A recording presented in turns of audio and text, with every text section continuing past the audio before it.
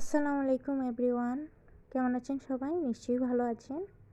তো সকালে ব্রেকফাস্ট নিয়ে বসে গেলাম। তো ছবি ভিডিও ক্লিক করি একরকম, হয়ে যায় আরেক রকম। মানে মোবাইলের একটু ধরার মাঝে বেশ কম হলেই কিন্তু এরকম ছোটো হয়ে যায়।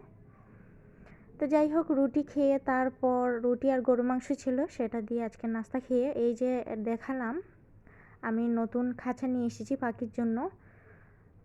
বাচ্চা পাখিদেরকে একটু আলাদা করব, সেই জন্য নতুন খাঁচা নিয়ে আসা।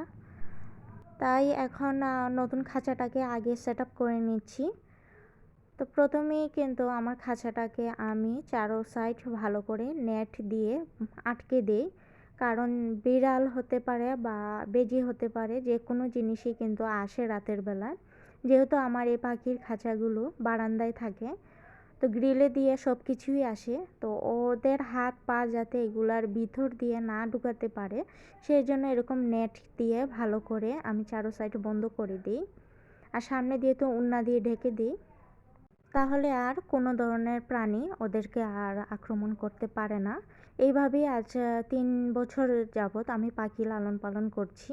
তো 3 বছরের মধ্যে যে এমন হয়নি যে বিড়াল আসেনি, এসেছি ঠিকই, কিন্তু আমাদের বেডরুমের সাথে থাকায় যখন আওয়াজ হয় তখনই আমরা দৌড় দিয়ে গিয়ে দেখি বা সবসময় মানে চেকে রাখি। তো একবার দুবার আসে, অনেক দিন পর পর আবার আসেও না, এভাবে সেফটি করে রাখতে হয়। তো সুন্দর করে এটাকে ভালো করে নেটটাকে তার দিয়ে বেঁধে আটকিয়ে নিচ্ছি। তো চিন্তা করলাম আজকের এই আমার পাখির খাঁচার সেটআপটাও আপনাদের সাথে একটু শেয়ার করি, যেহেতু আমার এটা দিন রাত্রি ব্লগ, দিনের থেকে রাত পর্যন্ত আমি যা করি তাই দেখায়, এবং এইটা লাইফ স্টাইল ব্লগ, সেই জন্য আমি সব কিছুই আপনাদের সাথে শেয়ার করি। তো আপনাদের কাছে রিকোয়েস্ট করে নিচ্ছি, প্লিজ আমার চ্যানেলটির এই ব্লগটি যারা দেখছেন আপনারা প্লিজ একটি লাইক দিয়ে দেখা শুরু করবেন। আর অবশ্যই কিন্তু কোনো একটা অংশ যদি ভালো লাগে তাহলে কমেন্ট করবেন, আপনাদের কাছে আমার বিশেষ অনুরোধ। আর যারা এখনও পর্যন্ত সাবস্ক্রাইব করেননি, প্লিজ চ্যানেলটিকে সাবস্ক্রাইব করে দিবেন। আমার এই ছোট্ট সাধারণ জীবনের কাজকর্ম যা কিছু আছে সব কিছু আপনাদের সাথে শেয়ার করব। আর অনেক আপুরাই কিন্তু আমার এই পাখির খাঁচা বা পাখিদেরকে দেখতে অনেক বেশি ভালোবাসেন। অনেকেই কিন্তু আমার পাখিদের আপডেট জানতে চান, আবার কেউ কেউ কমেন্টও করেন পাখিগুলোকে খুব ভালো লাগে। তো আপনাদের জন্য বিশেষ করে আমার পাখির এই চ্যাপ্টারটা রাখি আমি। তো এখানে ভালো করে কিন্তু চারো সাইড বন্ধ করা হয়েছে, তারপর সবগুলোতে কিন্তু খাঁচার ভিতরে ওদের বাসাগুলা সেট আপ করে দেওয়া হয়েছে।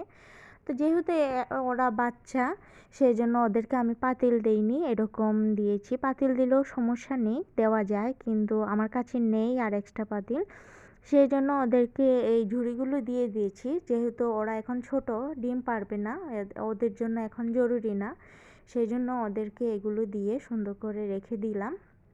আর এই ছোট্ট বাস্কেটটাতে ওদেরকে খাবার দিয়ে দিলাম, আর ছোট্ট আরেকটা বাস্কেটে ওদেরকে পানি দিয়ে দিলাম। আর ওই যে দেখছেন একটা পাতিল, এটা কিন্তু নতুন পাতিল, এটা আমি দিয়ে দিয়েছি আরেক জোড়াকে। তো ওরা ফিমেল আর মেল, তো ওরা কিন্তু চাইলে আবার ডিম পাড়তে পারে।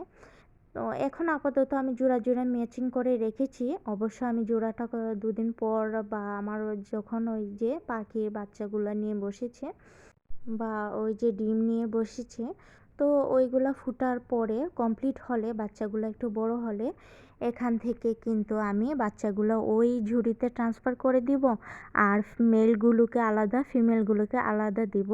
যেহেতু আমার পাখিটা একসাথে 3বার কিন্তু 3 মাসে কিন্তু প্রেগনেন্ট হয়েছে, সেজন্য আর কি এখন আর দিতে চাচ্ছি না, কারণ মানুষের যেরকম স্বাস্থ্যের উন্নতির দরকার সেরকম পাখিদেরও কিন্তু দরকার। তাই আমি আলাদা আলাদা খাঁচায় নিয়ে নিব। এখন কিন্তু দেখুন 3টা খাঁচা আমার এক সারিতে লাগানো, মাশাআল্লাহ ভালো লাগছে না দেখতে? আপনারা একটু কমেন্ট করবেন প্লিজ কেমন লাগছে। তারপর এগুলো করতে করতে সারাদিন আজকে চলে গেল।